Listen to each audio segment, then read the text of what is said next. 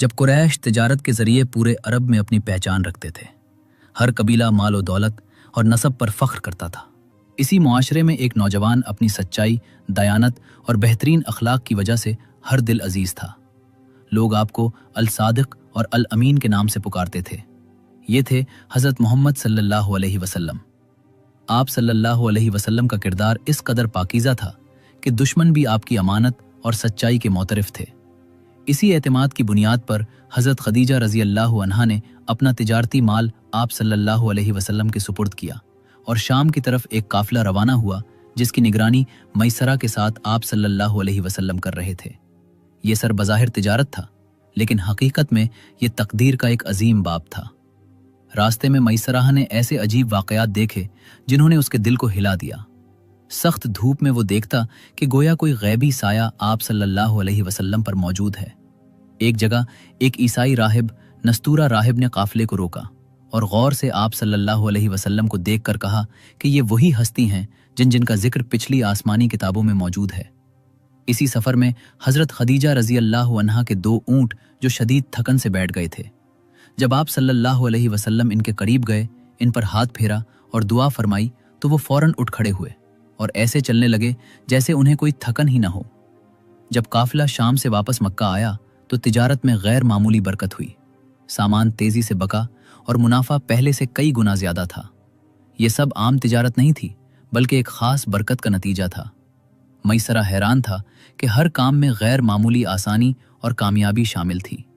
जब काफिला वापस पहुंचा तो उसने हज़रत खदीजा रज़ी अल्लाह अन्हा को एक एक बात तफसील से सुनाई, जिसमें फरिश्तों के साया, राहिब की गवाही और ऊँटों के मौजज़े शामिल थे। हज़रत खदीजा रज़ी अल्लाह अन्हा ये सब सुनकर हैरान भी हुई और फिर वो अपने चचाजाद भाई वर्का बिन नौफल के पास गईं, जो आसमानी किताबों के आलम थे।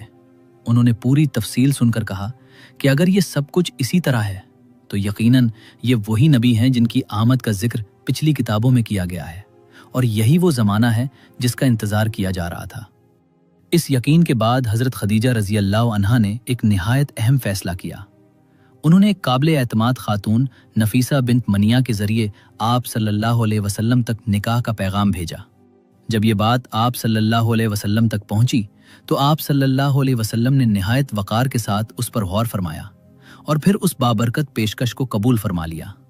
इसके बाद निकाह की तैयारी शुरू हुई। हज़रत खदीजा रज़ी अल्लाह अन्हा के चचा उमर बिन असद और नबी अकरम सल्लल्लाहु अलैहि वसल्लम के चचा अबू तालिब इस मौके पर मौजूद थे। मक्का में एक सादा मगर निहायत बावकार माहौल था। ये निकाह ना किसी दुनियावी लालच पर था और ना किसी बख्ती जज्बे पर, बल्कि ये 2 पाकीज़ा रूहों का ऐसा मिलाप था जो आने वाली तारीख को बदलने वाला था। निकाह के बाद नबी अकरम सल्लल्लाहु अलैहि वसल्लम ने सादा मगर बाबरकत वलीमा किया, जिसमें कुरैश के लोग शरीक हुए। ऊँट ज़िबा किए गए और मेहमानों की मेहमान नवाजी की गई। बज़ाहिर ये एक खुशी का दिन था, लेकिन हकीकत में ये एक नए दौर का आगाज़ था।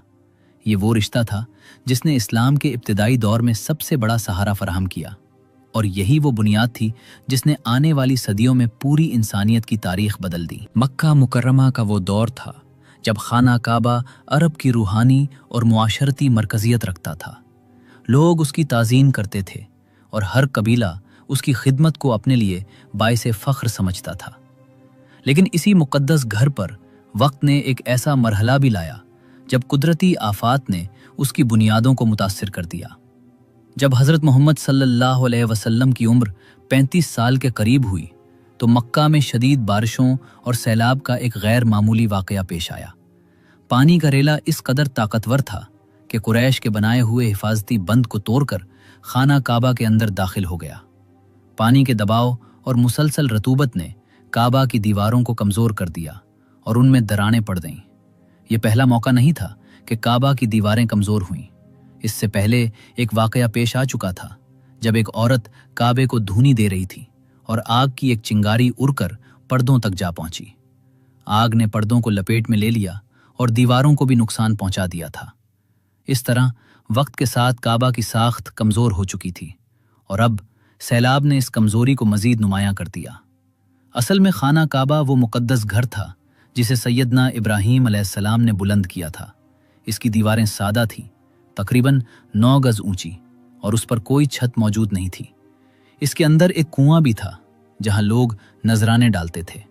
ये नजराने कपड़ों, खुशबुओं और दीगर अशिया की सूरत में होते थे जो बाद में काबा का खजाना समझा जाता था। इसी खजाने की हिफाजत के लिए एक अजीब वाकया भी मशहूर था कि एक चोर ने उसमें चोरी की कोशिश की और वो कुएं में गिरकर मर गया। इसके बाद कुरैश ने इस जगह की हिफाजत के लिए एक सांप को मुकर्रर पाया जो कुएं के पास बैठा रहता था और किसी को करीब नहीं आने देता था। लेकिन जब काबा की दीवारें दोबारा कमजोर हुईं और तामीर नौ का वक्त आया तो अल्लाह के हुक्म से एक परिंदा आया और उस सांप को उठा कर ले गया। गोया अब नई तामीर का वक्त आ चुका था। कुरैश ने फैसला किया कि अब खाना काबा को नए सिरे से तामीर किया जाएगा। इस बार वो चाहते थे कि दीवारें ज्यादा मजबूत हों, ऊंची हों और दरवाज़ा भी बुलंद किया जाए ताकि बगैर इजाज़त कोई अंदर दाखिल ना हो सके। तमाम कबीलों ने मिलकर पत्थर जमा करना शुरू किए। हर कबीला अपने हिस्से का काम कर रहा था और चंदा भी जमा किया जा रहा था। लेकिन इस बार उसल तय हुआ कि इस मुकद्दस काम में सिर्फ पाक और हलाल माल ही इस्तेमाल होगा, ना सूद का माल, ना नाजायज कमाई और ना ही किसी का गस्ब किया हुआ माल। ये फैसला एक वाक़े के बाद मजीद मजबूत हुआ जब एक कुरैशी सरदार अबू वहब अम्र बिन आबिद ने पत्थर उठाने की कोशिश की, लेकिन वो पत्थर दोबारा अपनी जगह लौट आया। इस वाक़े ने लोगों के दिलों में एक खौफ और एहतराम पैदा कर दिया और फिर सब ने मुत्तफिक होकर कहा कि इस काम में सिर्फ पाक माल ही इस्तेमाल होगा। जब तामीर का आगाज हुआ तो कुरैश ने पत्थरों के साथ साथ लकड़ी और दीगर सामान भी जमा करना शुरू किया। हर कबीला इस काम में शरीक था, लेकिन सबसे हैरत अंगेज बात यह थी कि खुद हजरत मोहम्मद सल्लल्लाहु अलैहि वसल्लम भी इस तामीर में शरीक थे और अपने मुबारक हाथों से पत्थर उठाकर ला रहे थे। ये वही नौजवान थे जिन्हें मक्का अस-सादिक और अल-अमीन कहता था और आज वो खाना काबा की तामीर में हिस्सा ले रहे थे। तामीर के दौरान कुरैश को एक खदशा भी लाहक था कि कहीं काबा को गिराने या दोबारा बनाने से कोई आसमानी अजाब ना आ जाए। इसी दौरान कुरैश के एक मुअज़्ज़िज़ सरदार वलीद बिन मुगीरा ने एक हिकमत भरी बात की। उन्होंने कहा कि अगर तुम्हारा मकसद इस्लाह है तो अल्लाह इस्लाह करने वालों को नुकसान नहीं पहुंचाता। इस बात ने सबको तसल्ली दी और फिर उन्होंने एहतियात के साथ काबा की पुरानी दीवारें गिराना शुरू की। जैसे जैसे वो बुनियाद तक पहुंचे उन्हें सैयदना इब्राहीम अलैहिस्सलाम के दौर की मजबूत बुनियादें नजर आईं। ये बुनियादें सब्ज रंग के मजबूत पत्थरों से बनी हुई थीं जो आपस में जुड़े हुए थे। इन्हें तोड़ना बहुत मुश्किल था, लेकिन कुरैश ने बड़ी मेहनत से तामीर का अमल जारी रखा। इसी दौरान एक अहम वाकया पेश आया। काबे की बुनियाद के करीब से एक कदीम तहरीर मिली जो सिरियानी ज़बान में थी। चूंकि कुरैश इसे नहीं पढ़ सकते थे, इसलिए एक यहूदी को बुलाया गया जिसने उसे पढ़कर सुनाया। इस तहरीर में लिखा था कि अल्लाह मक्का का मालिक है। इसने इसे आसमान और ज़मीन की तख्लीक के साथ बनाया और इसे फरिश्तों के ज़रिए महफूज किया है। यह शहर बाबरकत है और इसकी अजमत इस वक्त तक कायम रहेगी जब तक इसके पहाड़ मौजूद हैं। इसी दौरान दो और तहरीरें भी दरियाफ्त हुईं। एक मकाम इब्राहीम के करीब मिली जिसमें मक्का की हुर्मत और इसके रिज़्क के रास्तों का जिक्र था, और दूसरी तहरीर काबा के अंदर एक पत्थर पर कुंदा थी जिसमें नेकी और बदी के अंजाम को मिसालों के जरिए समझाया गया था कि जो अच्छाई भुएगा वो इज्जत पाएगा और जो बुराई करेगा वो रुसवाई का सामना करेगा। तामीर के लिए लकड़ी की ज़रूरत भी पेश आई और ये ज़रूरत एक अजीब तरीके से पूरी हुई। अरब के साहिल पर एक जहाज टूटकर आ लगा। यह जहाज एक रूमी ताजिर का था जो लकड़ी और दीगर सामान ले जा रहा था। कुरैश ने यह मौका इस्तेमाल किया और इससे लकड़ी खरीदकर काबा की छत और ढांचे में इस्तेमाल की। आखिरकार तामीर अपने आखिरी मरहले तक पहुंच गई और अब वो लम्हा आ गया जिसने कुरैश के दरमियान एक बड़ा इख्तलाफ पैदा कर दिया। हजरे अस्वद को अपनी जगह कौन रखेगा? हर कबीला उस शरफ को हासिल करना चाहता था। बात यहां तक पहुंच गई कि तलवारें निकलने के करीब हो गईं। कबाइल ने हत्ता के खून भरे बर्तन में हाथ डालकर किस्में खा ली कि वो उस हक से पीछे नहीं हटेंगे। माहौल इंतहाई कशीदा हो चुका था और जंग का खतरा पैदा हो गया था। जब खाना काबा की तामीर अपने आखिरी और फैसला कुन मराहिल तक पहुंच चुकी थी तो मक्का का पूरा माहौल एक अजीब सी संजीदगी और खामोशी में डूबा हुआ था। हर कबीला अपनी जिम्मेदारी मुकम्मल कर चुका था। पत्थर अपनी जगह पर लग चुके थे, दीवारें अपनी आखिरी बुलंदी तक पहुंच रही थीं और अब सिर्फ एक आखिरी काम बाकी था। लेकिन यही काम पूरे मक्का के लिए एक बड़े इम्तिहान में तब्दील होने वाला था। ये मसला था हजर अस्वद को उसकी असल जगह पर नस्ब करने का। ये एक मुकद्दस पत्थर था जिसकी इज्जत तमाम अरब कबाइल के दिलों में थी। हर कबीला ये चाहता था कि ये शर्फ उसे हासिल हो, क्योंकि उनके नज़दीक ये सिर्फ एक तामीराती मरहला नहीं था बल्कि इज्जत, मकाम और क़यादत की अलामत था। जैसे ही ये मामला सामने आया, कुरैश के तमाम कबाइल में इख्तलाफ शुरू हो गया। बात पहले नर्म अंदाज में हुई, फिर आहिस्ता आहिस्ता शिद्दत इख्तियार कर गई। हर कबीला अपनी दलील देता, अपनी बरतरी साबित करने की कोशिश करता और ये दावा करता कि ये हक सिर्फ उसी का है। वक्त गुजरता गया और इख्तिलाफ बढ़ता गया। आवाज़ें बेहोने लगीं, माहौल में तनाव बढ़ गया और बात यहाँ तक पहुँच गई कि गुस्सा काबू से बाहर होने लगा। कबाइल के सरदार एक दूसरे के मुकाबिल खड़े थे और हर तरफ सख्ती और जिद का माहौल था। यहाँ तक कि हालात इस हद तक पहुँच गए कि तलवारें नयामों से बाहर निकल आईं। अब मामला सिर्फ बहस का नहीं रहा था, बल्कि एक बड़े फसाद और खून रेजी का खतरा पैदा हो चुका था। मक्का जो अमन और एहतराम की अलामत समझा जाता था, वो एक लम्हे में जंग के दहाने पर आ गया था। 4 दिन इसी कशमकश में गुजर गए। हर दिन के साथ सूरत हाल मजीद खराब होती गई। कोई हल सामने नहीं आ रहा था। हर कबीला अपनी जगह से हटने को तैयार नहीं था और हर एक ये समझ रहा था कि अगर वो पीछे हटा तो उसकी इज्जत खत्म हो जाएगी। आखिरकार कुरैश के बुजुर्गों ने एक मुत्तफ़िक़ा हल पेश किया। उन्होंने कहा कि अब बहस से कुछ नहीं होगा, इसलिए फैसला किस्मत पर छोड़ा जाए। तय ये पाया कि कल सुबह जो शख्स सबसे पहले मस्जिदुल हराम में दाखिल होगा, उसी को इस मसले का फैसला करने का हक दिया जाएगा और सब उसके फैसले को कबूल करेंगे। ये फैसला सुनकर सब ने एक लम्हे के लिए सुकून महसूस किया। शायद ये वाहिद उम्मीद थी जो अब बाकी रह गई थी। अगली सुबह का इंतजार पूरे मक्का के लिए एक अहम लम्हा बन चुका था। रात गुजर गई और सुबह का सूरज तुलू हुआ। मस्जिदुल हराम के दरवाजे खुल चुके थे। कुरैश के सरदार और कबाइल के नुमाइंदे बेचैनी से इंतजार कर रहे थे कि वो शख्स कौन होगा जो उस नाजुक फैसले को हल करेगा। और फिर वो लम्हा आया। एक शख्सियत मस्जिद में दाखिल हुई। ये थे हज़रत मोहम्मद सल्लल्लाहु अलैहि वसल्लम। जैसे ही कुरैश ने आप सल्लल्लाहु अलैहि वसल्लम को देखा, फौरन एक सुकून सा उनके चेहरों पर आ गया। वो पहले ही आपकी सच्चाई, अमानत और गैर जानिबदारी को जानते थे, इसीलिए बगैर किसी इख्तिलाफ के सब यक ज़बान होकर बोले, ये मोहम्मद हैं, हम उनके फैसले पर राज़ी हैं। ये एतमाद सिर्फ एक इत्तेफाक नहीं था, बल्कि बरसों के किरदार का नतीजा था। आप सल्लल्लाहु अलैहि वसल्लम ने पूरे मामले को खामोशी और गहरे गौर से सुना।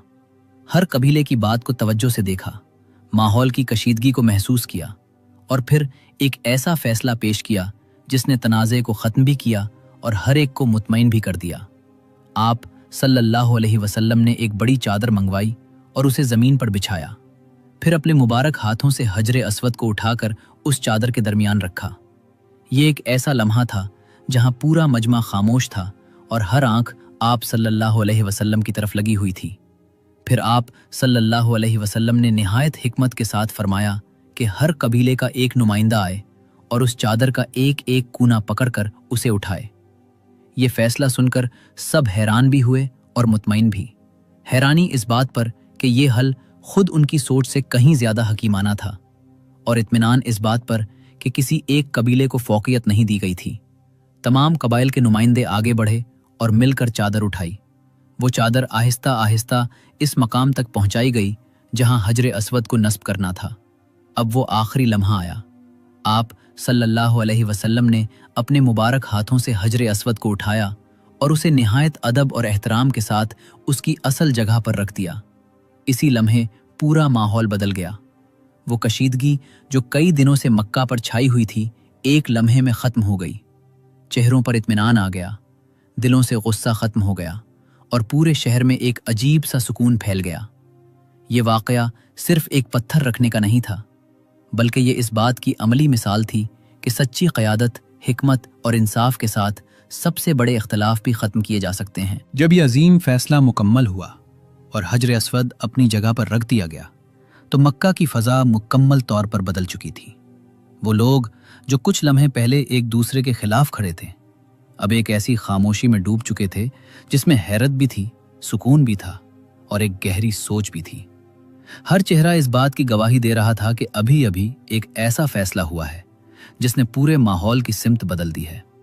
ہر دل یہ احساس کر رہا تھا کہ اگر یہ معاملہ ضد، انا اور طاقت کے زور پر چلتا تو آج مکہ آگ اور خون میں ڈوب سکتا تھا، لیکن اللہ نے اس موقع پر یہ دکھا دیا کہ اصل کامیابی طاقت میں نہیں بلکہ حکمت میں ہے، اصل عزت لڑائی میں نہیں بلکہ عدل میں ہے، اور اصل قیادت وہ نہیں جو لوگوں کو تقسیم کرے بلکہ وہ ہے جو دلوں کو جوڑ دے۔ اور یہی وہ لمحہ تھا جس نے عرب کے معاشرے میں ایک ایسی تبدیلی کی بنیاد رکھ دی جو آنے والے وقتوں میں تاریخ کا رخ موڑنے والی تھی، کیونکہ یہ صرف ایک تعمیر کا واقعہ نہیں تھا بلکہ یہ انسانیت کو یہ سکھانے کے لیے تھا کہ جب دلوں میں تکبر آ جائے تو رشتے ٹوٹ جاتے ہیں، اور جب دلوں میں انصاف آ جائے تو فاصلے ختم ہو جاتے ہیں۔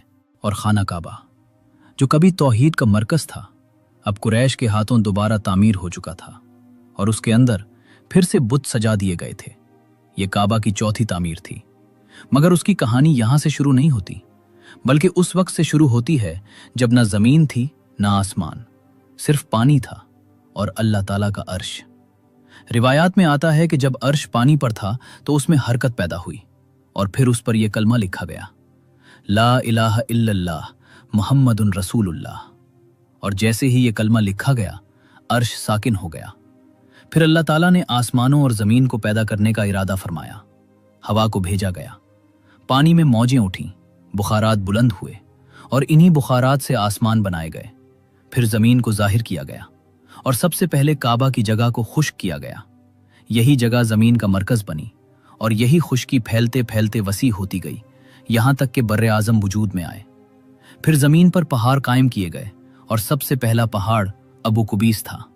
اس کے بعد اللہ تعالیٰ نے فرشتوں کو حکم دیا کہ زمین پر میرے نام کا ایک گھر بناؤ تاکہ انسان اس کے ذریعے میری پناہ مانگے اور اس کا طواف کرے جیسے تم میرے عرش کا طواف کرتے ہو۔ چنانچہ فرشتوں نے اس حکم کی تعمیل کی۔ پھر حضرت آدم علیہ السلام نے اس گھر کی تعمیر کی۔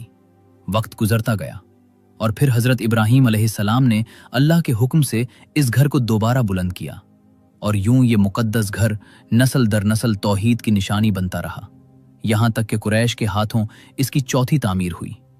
لیکن اس وقت مکہ کی فضا بدل چکی تھی، توحید کی جگہ شرک نے لے لی تھی، اور اسی ماحول میں ایک عظیم ہستی کی زندگی ایک نئے مرحلے میں داخل ہونے والی تھی۔ جب حضور اکرم صلی اللہ علیہ وسلم کی عمر مبارک 40 سال کے قریب پہنچی تو آپ کی زندگی میں غیر معمولی تبدیلیاں آنے لگیں۔ آپ کو سچے خواب دکھائی دینے لگے، اور جو خواب آپ دیکھتے وہ حقیقت بن کر سامنے آتا۔ یہ اللہ تعالیٰ کی طرف سے ایک تدریجی تیاری تھی تاکہ آپ آنے والے عظیم مشن کے لیے مضبوط ہو جائیں۔ آپ تنہائی کو پسند کرنے لگے، لوگوں کی ہلچل سے دور ہو کر غور و فکر میں ڈوب جانا آپ کو عزیز ہو گیا۔ کبھی آپ فرماتے کہ مجھے تنہائی میں ایک آواز سنائی دیتی ہے جو پکارتی ہے، اے محمد، اے محمد۔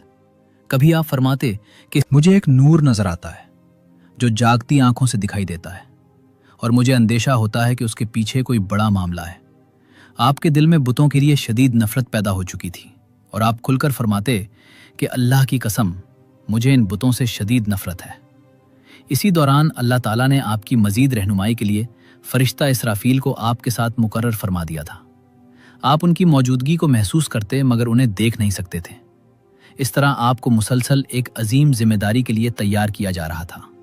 پھر آپ غار ہرا کا رخ کرنے لگے۔ یہ پہاڑ مکہ سے کچھ فاصلے پر خاموشی میں ڈوبا ہوا تھا۔ وہاں کی تنہائی، وہاں کی خاموش فضا، وہاں کا سکون آپ کے دل کو اپنی طرف کھینچتا تھا۔ آپ کئی راتیں وہاں گزارتے، کبھی 3 راتیں، کبھی 7 راتیں، اور کب مہینہ عبادت اور غور و فکر میں مصروف رہتے۔ آپ اپنے ساتھ سادہ سا کھانا لے جاتے جس میں خشک روٹی اور زیتون کا تیل ہوتا، اور کبھی تھوڑا سا گوشت بھی۔ جب کھانا ختم ہو جاتا تو آپ واپس گھر تشریف لے آتے۔ اس دوران اگر کوئی مسکین وہاں سے گزرتا تو آپ اسے بھی اپنے کھانے میں سے حصہ دیتے۔ غار ہرا میں آپ کی عبادت کی کیفیت کی مکمل تفصیل تو روایات میں نہیں ملتی، مگر علماء کا کہنا ہے کہ آپ کائنات کی حقیقت پر غور کرتے، اس خالق کی تلاش میں تھے جس نے اس وسیع نظام کو پیدا کیا۔ آپ تنہائی میں بیٹھ کر زمین و آسمان کی نشانیوں پر غور کرتے اور حق کی تلاش میں دل و دماغ کو یکسو رکھتے۔ پھر ایک وقت آیا جب یہ خاموش تیاری اپنے عروج پر پہنچ گئی۔ وہ رات آ گئی جس نے تاریخ کا رخ بدل دینا تھا۔ پیر کا دن تھا، وہی دن جس دن آپ اس دنیا میں تشریف لائے تھے۔ آپ غار ہرا میں موجود تھے۔ فضا میں ایک عجیب سکون تھا۔ رات اپنی گہرائی میں ڈوبی ہوئی تھی اور آپ عبادت اور غور و فکر میں مصروف تھے۔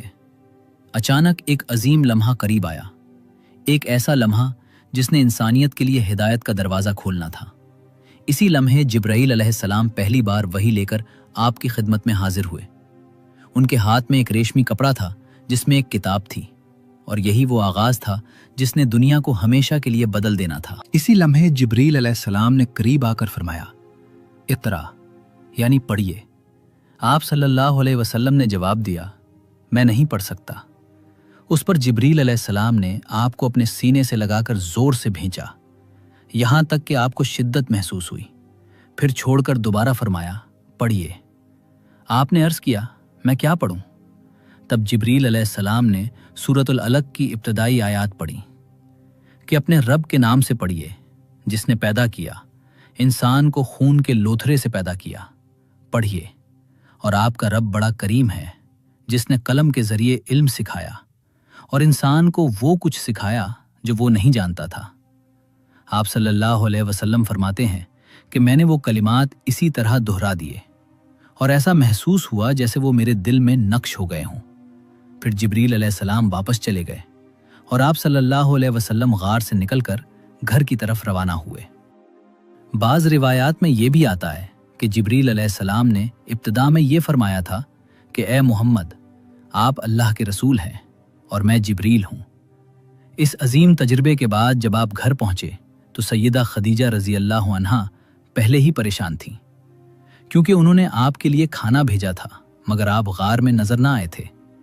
جب آپ تشریف لائے تو آپ نے سارا واقعہ بیان کیا۔ آپ کی کیفیت سن کر سیدہ خدیجہ رضی اللہ عنہا نے فوراً آپ کو تسلی دی اور کہا کہ آپ کو خوشخبری ہو، قسم ہے اس ذات کی جس کے قبضے میں میری جان ہے، آپ اس امت کے نبی ہوں گے۔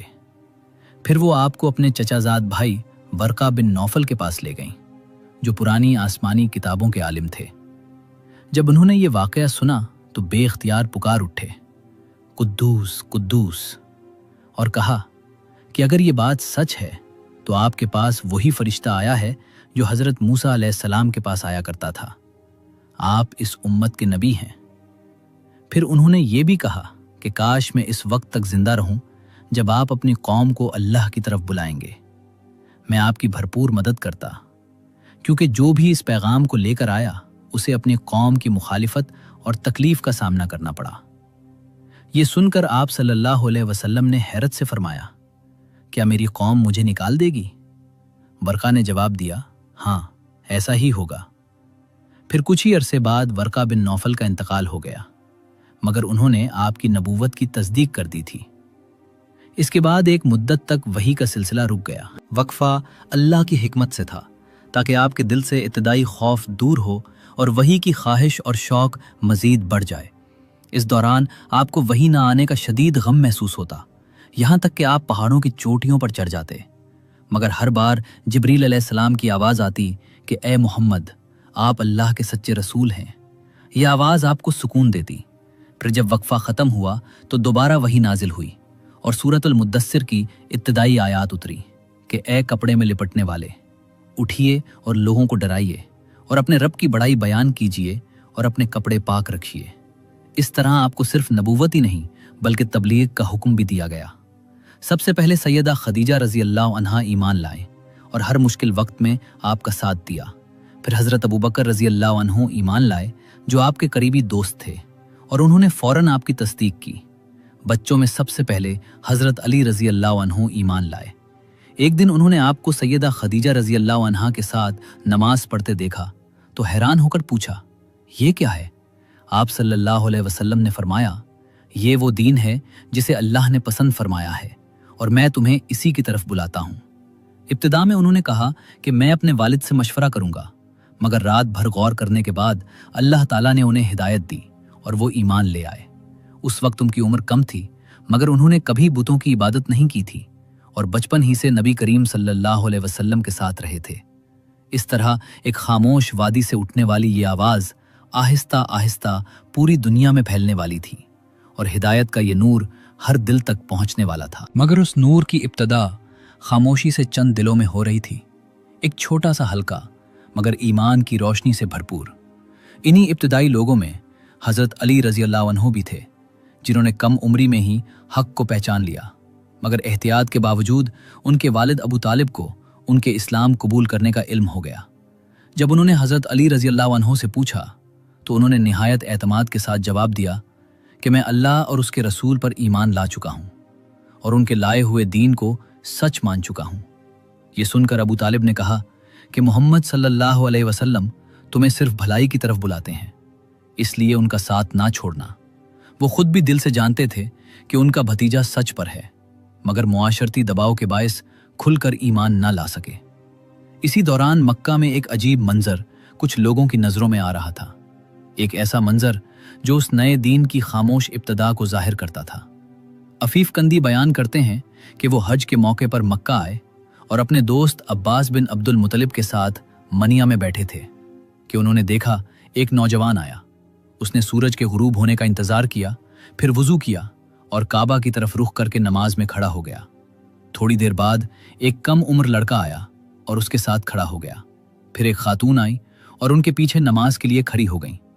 जब वो नौजवान रुकू में जाता तो दोनों भी रुकू करते, और जब वो सजदा करता तो वो भी सजदा करते। ये मंजर देखकर अफीफ हैरान रह गए और अब्बास से पूछा कि ये क्या हो रहा है। अब्बास ने बताया कि ये मेरे भाई अब्दुल्ला के बेटे मोहम्मद सल्लल्लाहु अलैहि वसल्लम हैं, जो दावा करते हैं कि अल्लाह ने उन्हें नबी बनाकर भेजा है। ये लड़का अली इब्ने अबी तालिब है और ये खातून उनकी ज़ौजा खदीजा हैं। अफीफ कहते हैं कि बाद में जब वो ईमान लाए तो अक्सर अफसोस करते कि काश उस वक्त मैं भी उनके साथ चौथा होता। उस वक्त अगरचे हज़रत अबू बकर सिद्दीक़ रज़ी अल्लाह अन्हु और हज़रत ज़ैद बिन हारिसा रज़ी अल्लाह अन्हु भी ईमान ला चुके थे, मगर वो इस मंजर में मौजूद ना थे। हज़रत ज़ैद बिन हारिसा रज़ी अल्लाह अन्हु वो खुशनसीब हैं जो ग़ुलामों में सबसे पहले ईमान लाए। उनकी ज़िंदगी खुद एक अजीब दास्तान है। बचपन में जब वो अपनी वालदा के साथ सफ़र कर रहे थे तो काफ़िले पर हमला हुआ और उन्हें अगवा करके बाजार अकाज में बेच दिया गया, जहाँ से हकीम बिन हिजाम ने उन्हें ख़रीद कर अपनी फुप्पी सैयदा खदीजा रज़ी अल्लाह अन्हा को पेश किया। फिर सैयदा खदीजा रज़ी अल्लाह अन्हा ने उन्हें नबी करीम सल्लल्लाहु अलैहि वसल्लम को हदिया कर दिया। यूं वो आपके पास आ गए। जब इस्लाम की दावत पेश हुई तो उन्होंने फ़ौरन उसे कबूल कर लिया। बाद में आप सल्लल्लाहु अलैहि वसल्लम ने उन्हें आज़ाद कर दिया, मगर उन्होंने हमेशा आपकी खिदमत में रहना पसंद किया। एक दिन उनके वालिद और चचा उन्हें ढूंढते हुए मक्का पहुंचे और नबी करीम सल्लल्लाहु अलैहि वसल्लम की खिदमत में हाजिर होकर अपने बेटे को वापस ले जाने की दरख्वास्त की। आपने निहायत अदल और शफकत के साथ फरमाया कि ज़ैद को इख्तियार है, अगर वो तुम्हारे साथ जाना चाहें तो जा सकते हैं, और अगर मेरे साथ रहना चाहें तो उनकी मर्जी। जब ज़ैद रज़ी अल्लाह अन्हु से पूछा गया तो उन्होंने बगैर किसी तरद्दुद के कहा कि मैं आपको छोड़कर किसी के साथ नहीं जा सकता। यह सुनकर उनके वालिद को ताज्जुब हुआ कि वो आज़ादी पर ग़ुलामी को तरजीह दे रहे हैं, मगर ज़ैद के दिल में नबी करीम सल्लल्लाहु अलैहि वसल्लम की मोहब्बत इस कदर रिच बस चुकी थी कि वो किसी और को उन पर तरजीह देने का तसव्वुर भी नहीं कर सकते थे। ये मोहब्बत और वफादारी देखकर नबी करीम सल्लल्लाहु अलैहि वसल्लम उन्हें लेकर हजर अस्वद के पास गए और ऐलान फरमाया कि आज से ज़ैद मेरा बेटा है। इस ऐलान के बाद अगरचे उनके वालिद और चचा वापस चले गए, मगर उन्हें ये इजाज़त दे दी गई कि जब चाहें आकर अपने बेटे से मिल सकते हैं। इस तरह इब्तदाई इस्लाम के ये चंद लोग, खदीजा, अली, अबू बकर और ज़ैद रज़ी अल्लाह अन्हुम, खामोशी से एक ऐसी बुनियाद रख रहे थे जो आने वाले वक्त में पूरी दुनिया को बदलने वाली थी। और यही वो लोग थे जिन्होंने सबसे पहले इस नूर को अपने दिलों में जगह दी जो क़यामत तक इंसानियत के लिए हिदायत का ज़रिया बनने वाला था। और यही वो लम्हा था जब हिदायत का वो नूर जो चंद घरों में खामोशी से जल रहा था, एक ऐसे मजबूत सुतून की तरफ बढ़ा जिसने आने वाली पूरी उम्मत के लिए रास्ता रोशन करना था। और इसी सिलसिले में जब हज़रत अबू बकर सिद्दीक़ रज़ी अल्लाह अन्हु ने यह खबर सुनी कि हज़रत खदीजा रज़ी अल्लाह अन्हा ने अपने शौहर के बारे में ये बताया है कि वो अल्लाह के भेजे हुए नबी हैं, तो उनके दिल में ना कोई तरद्दुद आया, ना कोई तवक्कुफ। वो फ़ौरन नबी करीम सल्लल्लाहु अलैहि वसल्लम की खिदमत में हाजिर हुए, और जब आप सल्लल्लाहु अलैहि वसल्लम ने उन्हें वही और नबूवत का पूरा वाक़या सुनाया तो हज़रत अबू बकर रज़ी अल्लाह अन्हु ने बुला किसी झिझक के अर्ज किया कि आप बिल्कुल सच फरमाते हैं, मैं आप पर ईमान लाता हूं, मेरे माँ बाप आप पर कुर्बान। और यही वो लम्हा था जब ईमान की तारीख में एक ऐसा दरवाज़ा खुला जो बगैर किसी हिचकिचाहट के पहली ही ज़र्ब से खुल गया। इसी फौरी तस्दीक की बिना पर नबी करीम सल्लल्लाहु अलैहि वसल्लम ने आपको सिद्दीक का लक़ब अता फरमाया, और बाज़ रिवायात के मुताबिक ये लक़ब उस वक्त भी सामने आया जब मेराज के वाक़या पर कुरैश ने झुटलाया, मगर हज़रत अबू बकर रज़ी अल्लाह अन्हु ने फ़ौरन तस्दीक की, और इस तरह वो उम्मत में सबसे पहले बालिग मर्द थे जिन्होंने बिला ताख़ीर ईमान कबूल किया। हज़रत अबू बकर रज़ी अल्लाह अन्हु की शख्सियत पहले ही कुरैश में निहायत मुअज़्ज़ज़ थी। वो नर्म मिजाज, सखी, खुश अखलाक और साहिब राय थे, और कुरैश के लोग उनकी मजलिस को पसंद करते थे क्योंकि वो इल्म, हिकमत और बुर्दबारी में मुमताज़ थे। नसब शनासी में भी उन्हें गैर मामूली महारत हासिल थी, और अरब के कबाइल उनसे अपने शजरे और ताल्लुकात के बारे में रहनुमाई लेते थे। इसी तरह ख्वाबों की ताबीर में भी उनका मकाम बहुत बुलंद समझा जाता था, और अहले इल्म उनकी राय को मोतबर मानते थे। यहाँ तक कि बाज़ उलमा ने जिक्र किया है कि नबी करीम सल्लल्लाहु अलैहि वसल्लम के बाद इस उम्मत में ताबीर रोया के इल्म में सबसे ज़्यादा दर्जा हज़रत अबू बकर सिद्दीक़ रज़ी अल्लाह अन्हु का है। इस्लाम से पहले भी अल्लाह ताला ने उनके दिल को इस अजीम मनसब के लिए तैयार कर रखा था। चुनाचे उन्होंने एक ख्वाब देखा कि चांद मक्का में उतर आया है और उसके टुकड़े हर घर में दाखिल हो गए हैं, और फिर वो चांद उनकी गोद में आ गया है, जिसकी ताबीर एक अहले इल्म ने यह बयान की कि वो एक ऐसे नबी की पैरवी करेंगे जिनका वक्त करीब है, और वो उसके सबसे करीबी साथियों में शामिल होंगे।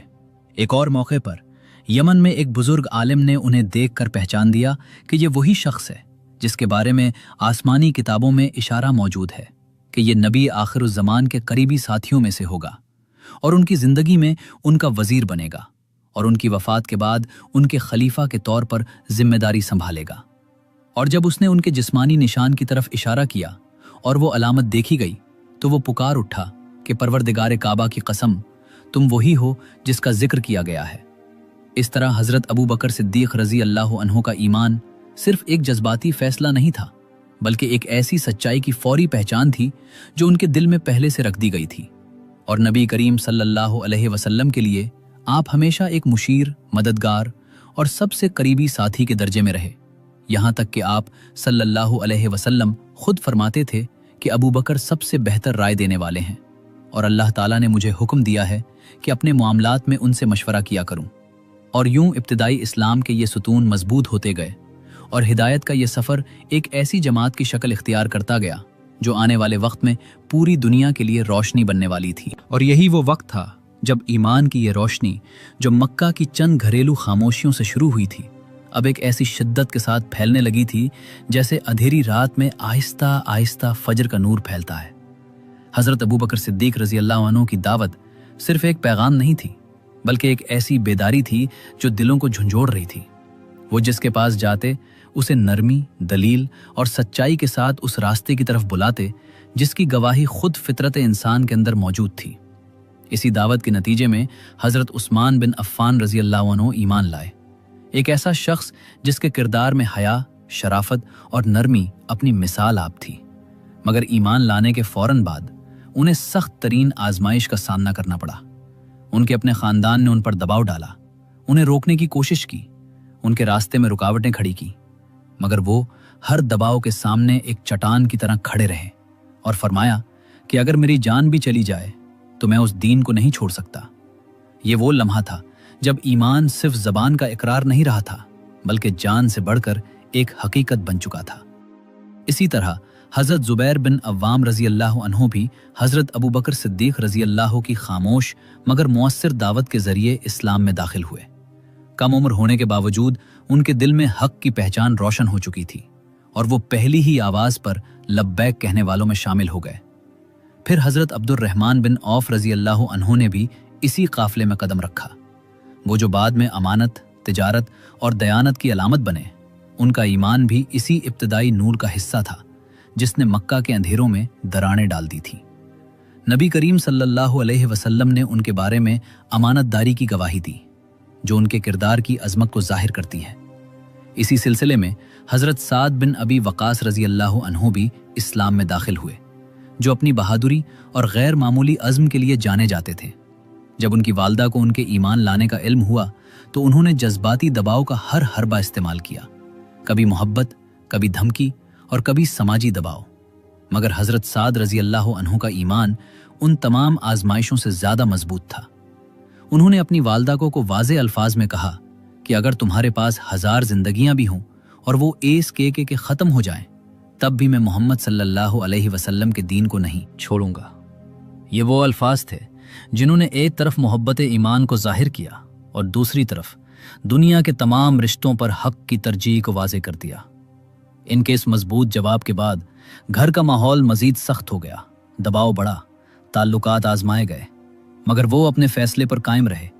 हत्ता कि उनके अपने करीबी रिश्तेदार भी इसी दावत से मुतासिर होने लगे और उनके भाई आमिर भी बाद में इस्लाम ले आए। यूं मक्का के अंदर एक ऐसा खामोश मगर ताकतवर इनकलाब जन्म ले रहा था, जो सिर्फ अफराद को नहीं बदल रहा था, बल्कि सोचों, दिलों और जिंदगियों को तब्दील कर रहा था। और ये काफिला ऐसे लोगों पर मुश्तमिल हो रहा था जो दुनिया की हर ताकत के सामने सिर्फ एक बात पर कायम थे कि हक को किसी कीमत पर नहीं छोड़ा जाएगा। और यही इस्तकामत आने वाले वक्त ने इस दावत को वो कुव्वत देने वाली थी जो पूरी दुनिया के नक्शे को बदल कर रख देने वाली थी। और यूं मक्का की ये खामोश मगर इंतहाई ताकतवर दावत चंद महदूद अफराद से शुरू होकर एक ऐसे अजीम काफिले में बदल रही थी जो सिर्फ एक अकीदा नहीं बल्कि पूरी इंसानियत के लिए रोशनी बनने वाला था। ये वो लोग थे जिन्होंने जुल्मतों में हक को पहचाना, कमजोरियों में ताकत तलाश की और दुनिया के तमाम दबाव के सामने सिर्फ एक सच्चाई को थामे रखा कि अल्लाह और उसके रसूल का रास्ता ही असल कामयाबी है। ये वो इब्तदाई ईमान वाले थे जिन्होंने अपनी जिंदगियों को बदलकर एक नई तारीख लिखना शुरू की, और इसी तारीख ने आगे चलकर पूरी दुनिया के दिलों और जहनों को बदल देना था। अगर हम इस पूरे सफर पर गौर करें तो ये सिर्फ चंद वाकयात नहीं बल्कि एक मुकम्मल इनकलाब की इब्तिदा थी जो दिलों से शुरू होकर पूरी तहजीबों तक फैलने वाला था। और यही वो नूर था जिसके बारे में कहा गया कि यह क़यामत तक इंसानियत के लिए हिदायत का जरिया बनने वाला है।